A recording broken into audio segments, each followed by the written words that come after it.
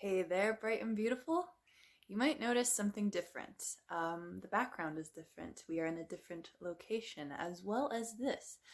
I am not sipping tea this time, although I will be spilling Astrala tea for you today, of course. It is, in fact, CBD coffee. Why is this a little different, you might ask? Well, because we're talking about a solar eclipse here. Yes, you heard it here, folks. A solar eclipse, which means, and especially in the sign it's in, which is Sagittarius, this is a huge paradigm shift. This is not only a moment to recognize where you internally are shifting, but to recognize where the collective is shifting and to notice the overall changes that have occurred that have sort of forced us to recognize various truths and what that means for us. And I'm going to get into it in just a minute, but for now, cheers to you for being alive. Cheers to you for being here. And grab yourself a nice cup of something warm or cold if you prefer, and let me do all the channeling for you. So, this solar eclipse is in Sagittarius. Sagittarius, as we have spoken about before in our Sagittarius season video, is the knowing and the learning and the sharing of that, right? And it's the knowledge versus wisdom aspect. We talked about how knowledge is more of the things that you learn that are sort of pragmatic. They're more applicable to this realm. At least that's my definition of it. Knowledge can be learned and shared. And wisdom can also be learned and shared, but it is more experiential. It is more innate as well. Wisdom is sort of sometimes a byproduct of knowledge. You can read all about something, but that doesn't mean that you're going to be wise about that topic, That doesn't mean you're going to be intuitively guided necessarily. And in the same capacity, you can be super wise, but not have a lot of knowledge and specific, factual based knowledge that we call facts. And this is going to get a little juicy. It's going to get a little tricky, a little weird, because this solar eclipse is shaking up how we think about truth. And we've been sort of shifting towards this all year, essentially. With everything that's been going on, with every planetary, celestial, and very much earthly shift that's been happening, forcing us into new skin, sort of, a bit. We've been, reaching serious points of tension between our fellow humans, right? I'm sure you've gotten into arguments with people this year. It's kind of unavoidable. And it's not just because, Mercury was retrograding. It's because we are trying to coexist as different cultures, different people. And Sagittarius explores all of these pathways. Sagittarius is an explorer. And so, yes, they seek to know, but further beyond that, they seek to experience. And to experience is to experience a multitude of different cultures, different beliefs, different paradigms. And so when I say paradigm shift, referring to this solar eclipse, I'm saying a belief shift, a shift in perspective. All a paradigm is a collection of beliefs that makes up your subconscious and affects how you consciously act and behave, etc. This is a basic new age, I guess, principle that you will hear a lot of us talk about in this community. But beyond that, it's also just sort of one of those many truths that is a part of the overall truth. So what I'm trying to say is, it is really hard to know what is true these days, right? Even for the personal self. And that's always what I recommend to start with, is to just, what is true for me? What is true for you? And to hone in that way, because we can hardly, tell other people what's true for them and what's true for the collective if we don't even know what's true for us, right?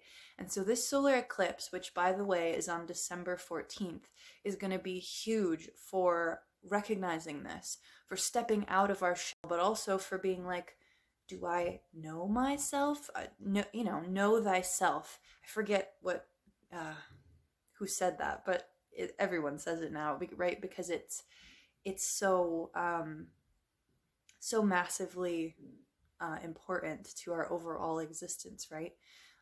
We spend our entire lives really developing this sense of self that is actually not really who we are spiritually. So there's going to be a lot of dissonance. There's going to be disagreements. There's going to be confusion and chaos simply because we're on a playground of spiritual energy. We are spiritual beings having human experience. And in that way, it can get kind of hard because sometimes we forget.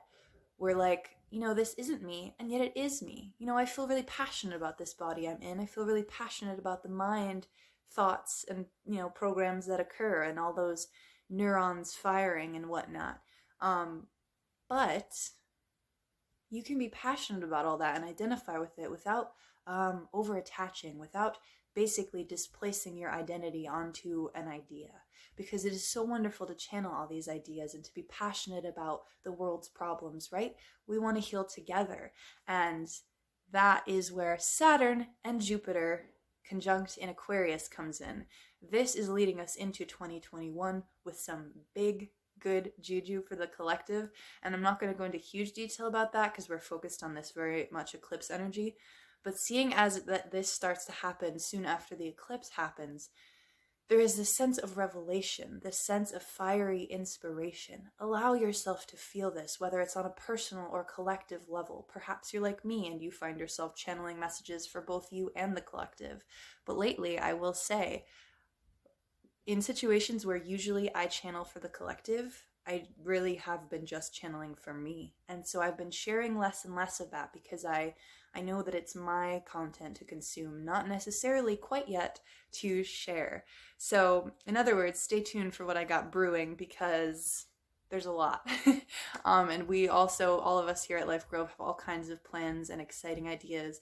And that coincides very well with this Aquarius and Sagittarius team that we are building celestially, right? Because Sagittarius wants to explore all these cultures. Aquarius knows all these cultures. Aquarius understands that humanity is humanity, regardless of your creed, your color, your shape, your size, your gender, your sex, whatever. You are human, and therefore, I care about you. And here's the rub. You can care about someone, you can care about the collective without caring about what they think. Because what someone thinks is not actually who they are. Just like you are not limited by your thoughts. Your thoughts are power, that's for dang sure. But if someone is having some sort of thought that you disagree with, it's up to you to decide whether or not you want to explore that, right? And if you're going in with an open heart and an open mind, sometimes these discussions can be life-changing. Please try not to limit yourself during this season. Obviously, if you feel like me and you want to share less and just be a little, quieter and more stable with yourself, then do so by all means. But if you're on the opposite and you feel like you need to share, you want to explore and just explore, then do so. But remember to listen, because you got to have that equal exchange of energy, right? That balance between knowledge and wisdom, that balance between learning and sharing, and it flows and it goes. And that is the tea. I love you so much. I'm so grateful that you were born. I'm grateful that you are here now. And I hope that you continue to stay tuned into your spirit, that you give yourself some tender touches and some hugs and love, because this is an intense time, and I will likely be talking about it more on my social media, as well as, mostly just my social media, right?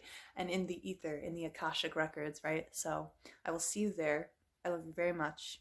Have a wonderful week, my loves.